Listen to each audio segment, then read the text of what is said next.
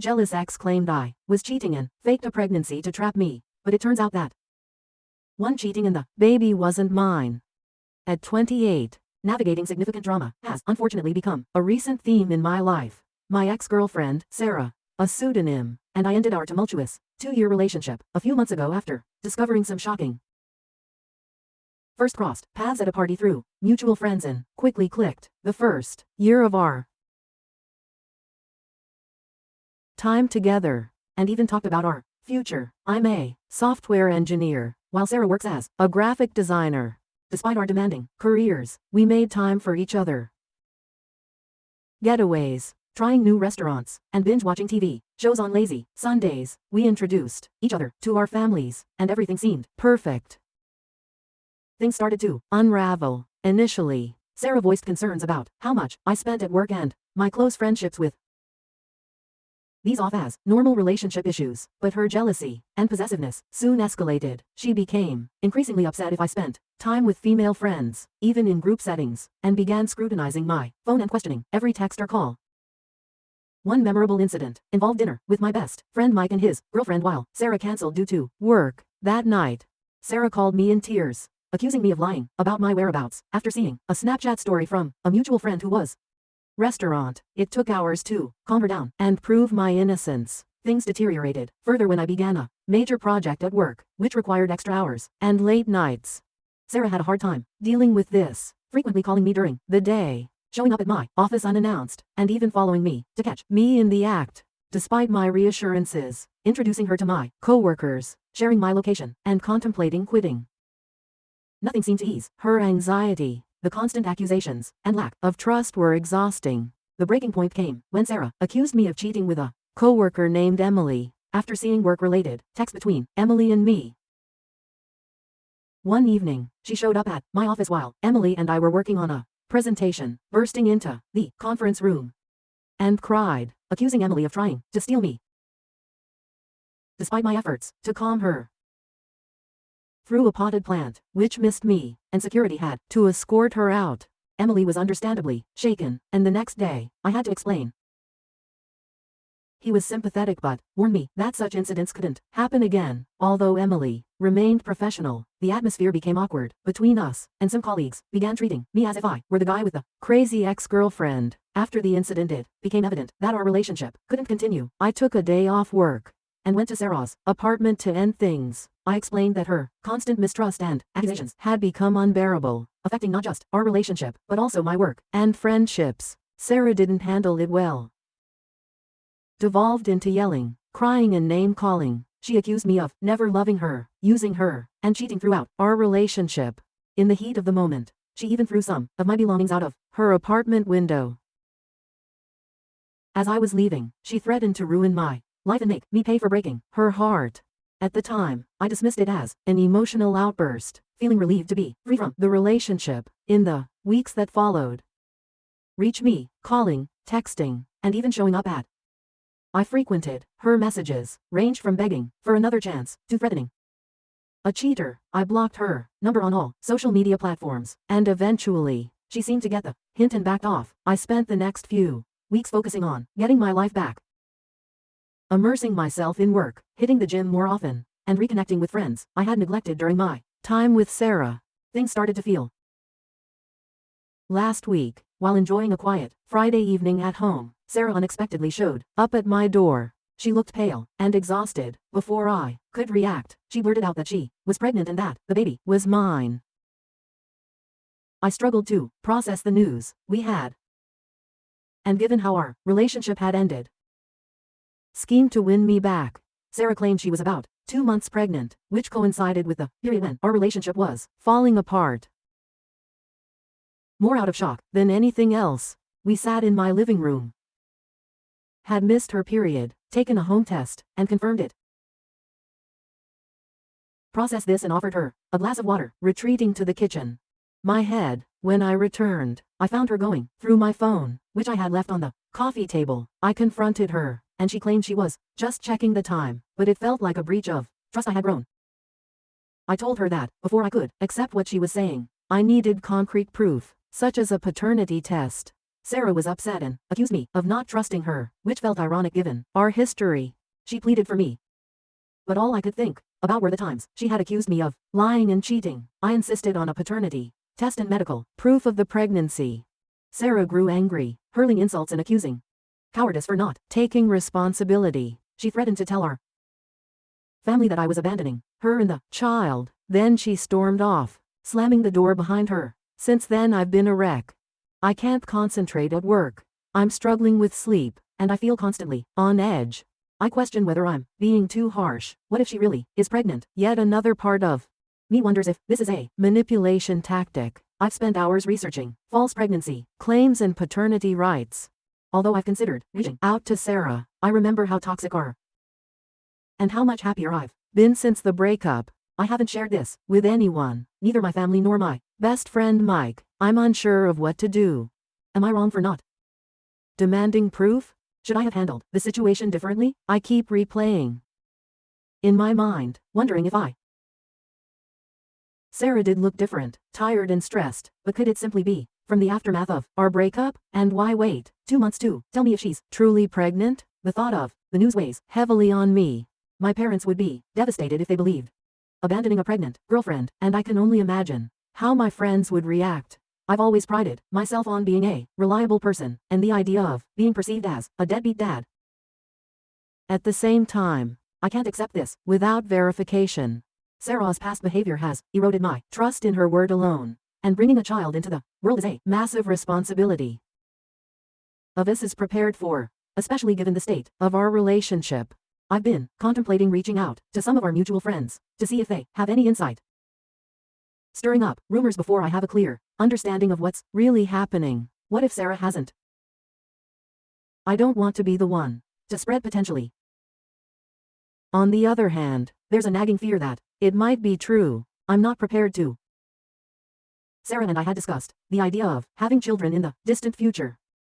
Something immediate, the thought of being tied to Sarah, especially given how relationship had become. I've even wondered if the child might not be mine. Given how accusatory Sarah was about my fidelity, could she have been projecting her own issues? Could there have been someone else involved? It's a distressing thought, but I can't ignore any possibility. The more I think about it, the more confused and frustrated I become. I feel trapped with no good options. Sarah, for more information. Am I opening myself up to further manipulation? If I ignore her, am I potentially abandoning my child? I know I need to act, but I'm paralyzed by indecision. Every option seems fraught with potential pitfalls. Out with more information, or agree to my request for proof, but so far, there's been nothing but silence. Part of me wonders if I should just agree to whatever Sarah wants to keep the peace, but I know that's not the right approach. If there is a child involved, they deserve parents who are committed and certain, not someone who's just trying to avoid conflict. I've even considered seeking legal advice, but that feels like such a drastic step. What if this turns out to be a misunderstanding or a false alarm? Would involving lawyers at this stage be an overreaction? This whole situation has forced me to reevaluate our relationship. Were there signs I missed?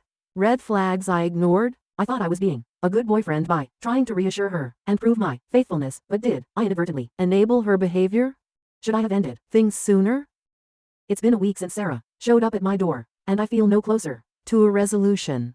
Each passing day feels like a ticking clock. If she is pregnant, decisions will need to be made soon, but how can I decide anything when I'm unsure of the basic facts? I keep questioning whether I'm wrong for insisting on proof. Should I have been more sympathetic or more trusting, or am I justified in my caution given our history? I honestly don't know anymore. So here I am, turning to the internet for advice. I realize this is a complex situation, and maybe I haven't provided all the details needed for a full judgment, but I'm at my wit's end.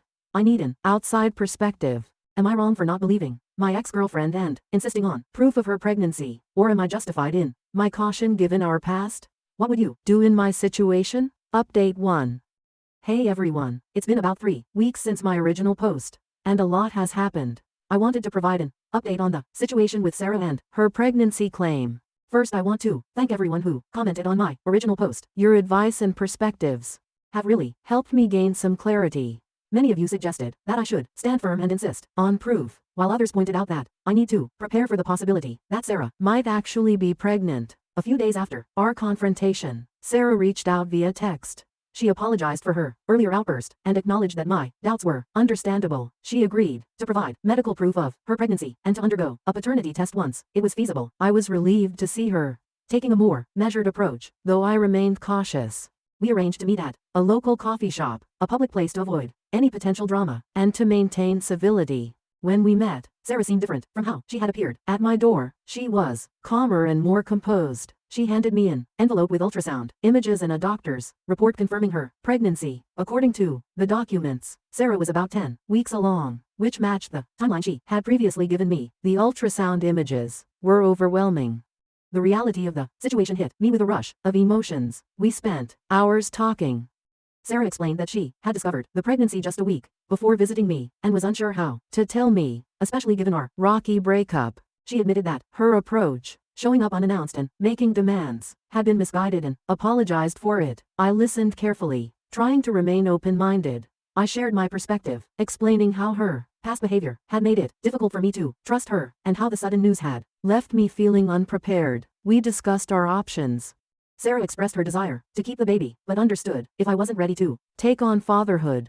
She said she wouldn't pressure me but hoped I would be involved in the child's life. I told her I needed time to process everything, and we agreed to wait for a safe time to perform a non-invasive paternity test, ideally around the 12th week of pregnancy. After our meeting, I felt somewhat better, though still overwhelmed. I decided it was time to inform my family and close friends. I started with my parents, who were stunned. My mom was torn between excitement at the prospect of becoming a grandmother and concern over the circumstances. My dad was skeptical, reminding me of how tumultuous my relationship with Sarah had been. They both supported my decision to get a paternity test and advised me to proceed cautiously. Next, I told my best friend, Mike. He was surprised, but supportive, offering to be there for me through the process. Whatever my decision, he also suggested I might want to consult a lawyer to understand my rights and responsibilities. In the following weeks, Sarah and I kept in touch through text. She updated me on her doctor's visits and how she was feeling. Navigating this new dynamic with someone from my past was strange. Then, about a week ago, Sarah called me, panicked. She said she had started bleeding and was heading to the hospital. I rushed to meet her there. The next few hours were a blur of medical tests, anxious waiting, and intense conversations with doctors. Eventually, we learned that Sarah had suffered a miscarriage. The doctor explained that early miscarriages are common and not anyone's fault. I was stunned. I hadn't fully come to terms with the idea of becoming a father, and now it was all over.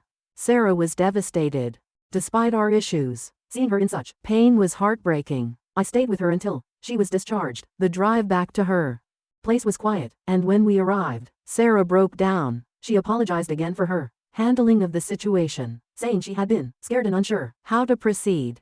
She acknowledged that her past behavior, her jealousy and accusations, had been wrong and that losing the baby made her realize how much she had messed up between us. I listened, feeling a complex mix of emotions. I was saddened by the loss of a potential child, despite my uncertainty about fatherhood. Yet I also felt a sense of relief, which then made me feel guilty. A part of me still wondered if the whole situation had been real. I asked Sarah if she had shared the news with anyone else. She said no, that she had been waiting until after the first trimester to tell her family and friends. So only my parents, Mike and I knew about the situation. That night, we talked extensively about the pregnancy, our failed relationship and what might come next. Sarah mentioned she planned to start therapy to address her trust issues and jealousy. She didn't ask to reconcile or manipulate the situation, which I appreciated. I told her I needed some time and space to process everything. She understood and agreed that it would be best if we didn't see each other for a while. As I left Sarah's apartment that night, I felt a mix of exhaustion and relief. The emotional roller coaster of the past few weeks had been draining. Now a week later, I'm still trying to process everything. I've started seeing a therapist to help me through my feelings about the situation. Having a neutral person to talk to has been beneficial. I've also been reflecting on my relationship with Sarah and my own actions. While I still stand by my decision to ask for proof of the pregnancy, I recognize there were moments when I could have communicated better or been more understanding of her insecurities. Sarah and I have exchanged a few texts since that night. She's been attending therapy and feels it's helping her understand her behavior more clearly. She's apologized again for how she initially handled the pregnancy news. I'm uncertain about our future romantically. It seems unlikely we'll get back together given everything that's transpired. However, I'm open to the possibility of building a friendship once we've both had time to heal and grow. Regarding the pregnancy, I still have doubts. The medical documents appeared genuine, and the hospital confirmed the miscarriage. Yet, given our history, a part of me remains skeptical. For my own peace of mind, I've decided to accept that it was real and move forward. This experience has taught me valuable lessons about communication, trust, and the enduring impact of past actions on relationships. I'm trying to apply these lessons to become a better person and partner in the future. My parents and Mike have been incredibly supportive throughout this ordeal. They've listened, offered advice, and simply been there for me. I'm thankful for their strong support system. Looking back at my initial post, I can see how bewildered and unsettled I was. I still believe I was right to ask for proof, but I now understand why Sarah might have reacted the way she did. Fear and hormones can drive people to act out of character. In response to those who asked, no, I haven't shared the details with any of our mutual friends. Sarah and I agreed that it's a private matter and that spreading it would only stir up unnecessary drama and gossip. As for work, things have fortunately settled down. The tension with Emily and my other co-workers has eased, and I focused on my projects, which has been a welcome distraction. I realize this update might not meet everyone's expectations. Life seldom follows neat, clear-cut paths. It's messy and often leaves us with more questions than answers. I'm still processing everything and know it will take time to fully come to terms with it. For now, I'm taking it one day at a time, concentrating on my personal growth and healing. I appreciate all the advice and support. It's been invaluable. If anything significant changes, I'll provide another update. For now, I'm focused on moving forward, learning from this experience, and working towards a better future. Update 2. I had hoped to conclude my story with the last update. It seemed like a somewhat decent ending, but life has a way of complicating things. It's been about 2 months since my last post, and my anger from everything that's happened hasn't subsided. Just when I thought the situation with Sarah couldn't get, I was proven wrong. After the miscarriage contact, we exchanged occasional texts, mostly with her updating me on her therapy progress and me responding politely. I was still working through everything and trying to move on. A new project, which served as a welcome distraction. Relations with my co-workers, including Emily, had mostly returned to normal, and I was even starting to consider dating again, though I hadn't gone on any dates yet. Then, about 3 weeks ago, I received a call from an unfamiliar number. When I answered, a man's voice asked if I was my name. After I confirmed, he introduced himself as Robert and said we needed to talk about Sarah. My stomach sank. I asked who he was, and he revealed that he was Sarah's ex-boyfriend. Apparently, they had been together for a few weeks during a break Sarah and I had taken. I remembered that break. It was after a particularly bad argument, and we had spent about 2 months apart. Robert contacted me to share some information he believed I needed to hear. We arranged to meet at a local bar the following evening. The next 24 hours were filled with anxiety as I considered the implications of what he might reveal. Despite my reluctance, I knew I had to face whatever was coming. When we met, Robert appeared surprisingly composed. He was about my age and seemed like an ordinary guy. He bought us a beer and got straight to the point. Sarah had lied to me. The baby wasn't mine, it was his. I felt like I had been punched in the stomach. Robert explained that he and Sarah had continued their relationship on and off even after Sarah and I had reconciled. Their last encounter had occurred about a week before Sarah and I broke up for good. Earlier, in them, Sarah expressed her unhappiness with me and her fear of being alone. The relationship out of fear. The text included her panicking about the pregnancy. One particularly shocking, dated just days before she came to me with the pregnancy claim. Read, I have a plan. I'm going to tell my name. The baby is his. He makes good money and he's always wanted kids. He'll take care of us. Cheated on me and tried to manipulate another man's child. Was feeling guilty after the miscarriage. Thought I deserved to. I thanked him for his honesty. Wished I could. We finished our beers, each lost in thought, before leaving. His role in the situation. I couldn't bring myself to hate him. Come clean. After Robert left, trying to absorb what I had learned, the bartender. I went home that, unable to eat or sleep. The following day, I called in sick to work. I needed time to process my emotions. I spent the day oscillating between anger. How could Sarah have done this? How could she lie so comprehensively? Had I been so blind? Reflecting on, it became clear they were. After a day of contemplation, I knew I had. I texted her to arrange a meeting, which she likely thought was. She had shown me the ultrasound pictures. As soon as she saw me, she knew something was amiss. The meeting with Robert, the text messages, information I had. At first, Sarah seemed poised to. In tears. Never intended. So deeply an attempt to. Child that wasn't mine. She explained she was scared and desperate, me to accept the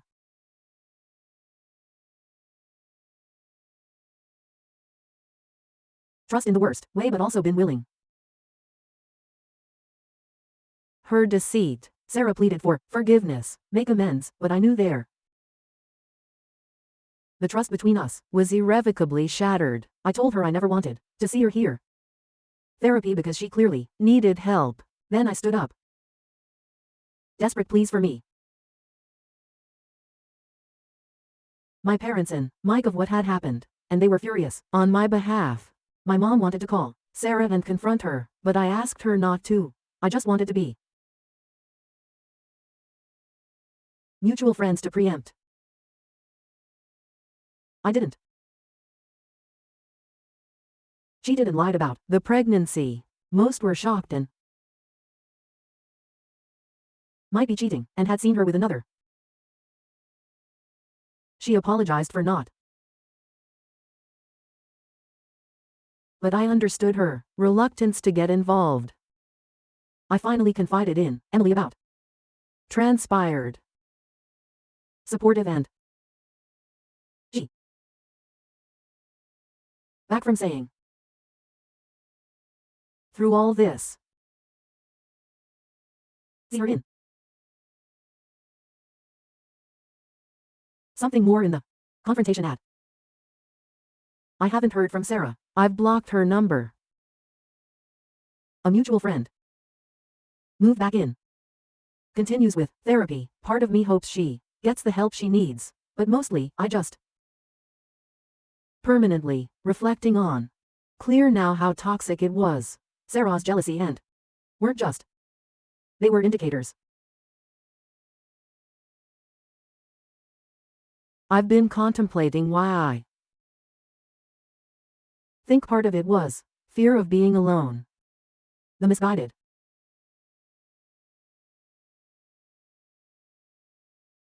Even if it was in. Loss of the has been one of the hardest parts. Even though I had doubts about the pregnancy, a part of me had started to imagine what having that possibility snatched away, only to discover it was all a lie, has been painful, however. Relieved that I learned the truth before it was too late and that I'm no longer bound to Sarah for. In the past few weeks. Resumed running. Relationship with Sarah, I'm reading more. And even considering a solo trip. Great distraction, I've project at work. Potential promotion, if I continue performing well, it's nice too. Dive into anything serious yet. I need time to heal and rebuild my trust, but I'm open to meeting.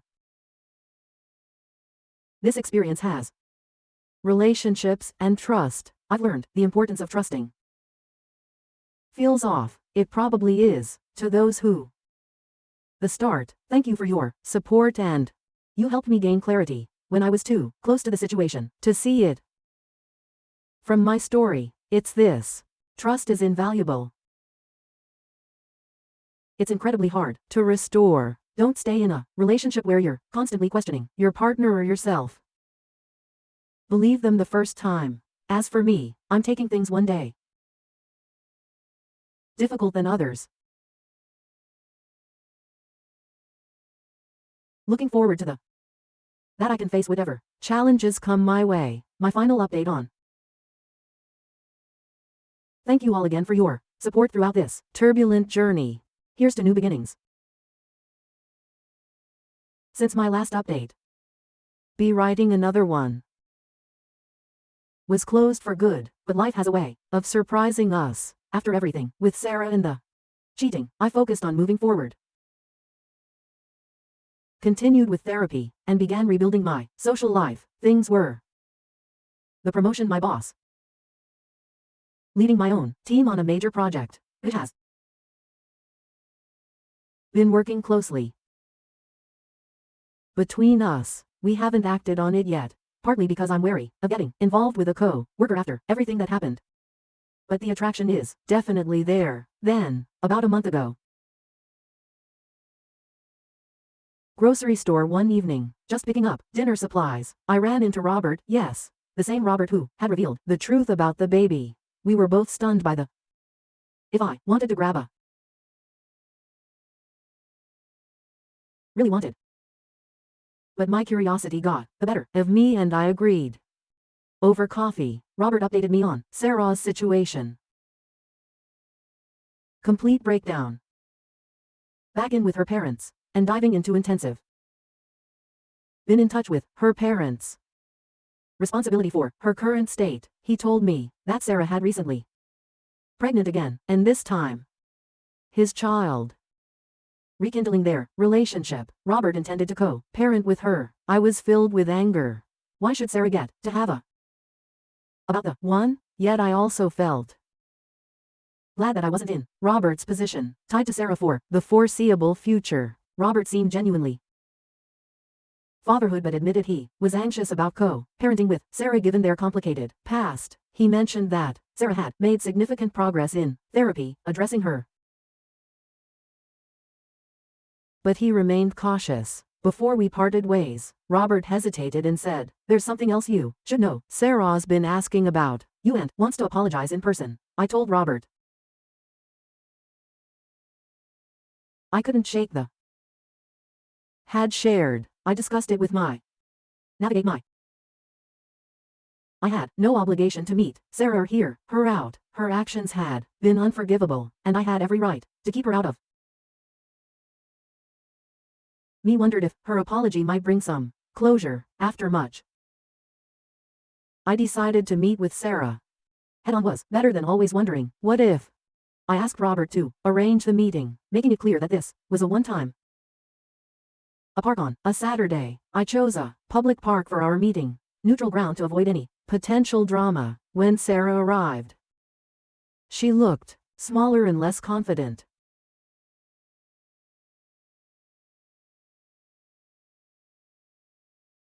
Deep breath and can undo what I did. Gee, how deeply sorry I am for everything.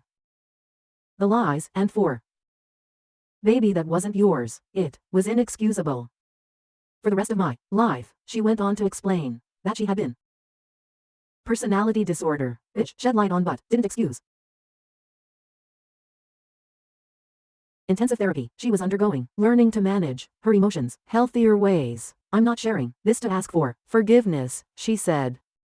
Don't deserve that. I just wanted you to know that. And I'm doing everything I can to ensure I. Again, after she finished, I took a moment to collect her apology. Forgiveness wasn't something I could offer.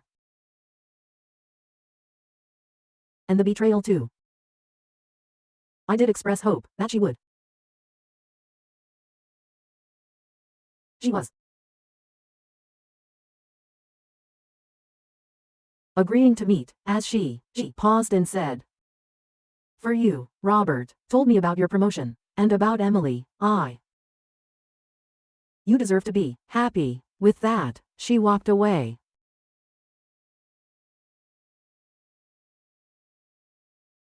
Just happened. It wasn't the dramatic showdown I might have imagined.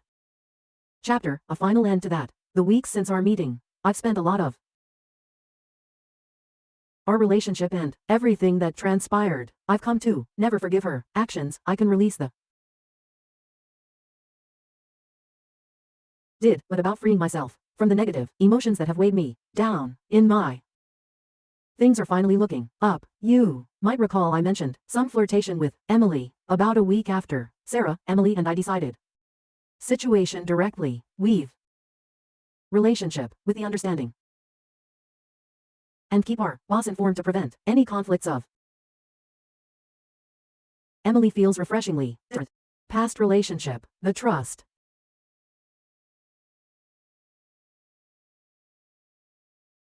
The potential challenges. A coworker, but so far, things have been promising. Might even joke that he'd seen Emily and me since the crazy ex. The office, my parents are just glad to see going smoothly as well. The project and my team has come together. Results of our hard work. Regarding Sarah and Robert, I've chosen to. Robert occasionally updates me, which I appreciate. That I don't want to be involved in there. Is firmly closed for me. The start. And advice, especially during those challenging times right after Sarah's deception, I'm uncertain about the future, my relationship with. My career is on an upward path. There will be hurdles ahead, life is. However, for the first time in a long while, excited about what's to come. I've been given a fresh start, a chance to apply all the. This will be my final. Close this chapter and focus on the future. Thanks again. Support throughout this tumultuous journey. Here's to new beginnings, hard-earned wisdom, and the endless possibilities that lie ahead. If you haven't, please do so and hit the more shocking real life stories happening around you.